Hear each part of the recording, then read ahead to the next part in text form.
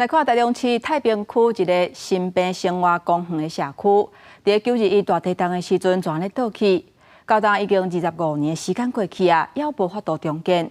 有要20个受害住户认为台中市府的态度伤过拖沙，而且嘛无撤销建商途径重建的资格，所以2日引起台中地检署、各市长罗秀燕渎职，也有多例罪。市府都发局回应讲，若是建商主办途径去签到，无排除会撤销因途径重建的资格。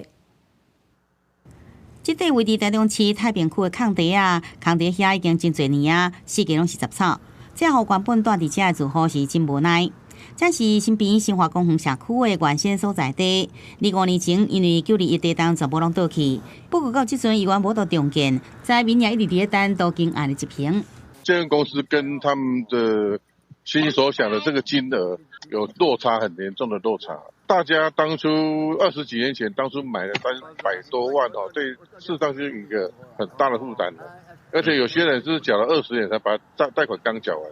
住户讲，台中太平新北生活公园大楼伫9日地震倒去了后，主办途径案2011年由台中市都发局核准。2013年，因为土地收买介绍讲袂完，原有的345户住户怀疑建商减价伤价，组成自救会进入争议调解，无顺着建商恶意拖延途径案，到即阵无法度重建。住户不满建商恶意拖延，都发局伊阁一直无强制来接管途径案。2023年9月，北基市府来抗议。另外，这住户第10个2日更加去控告市长罗秀燕渎职，也有多例罪。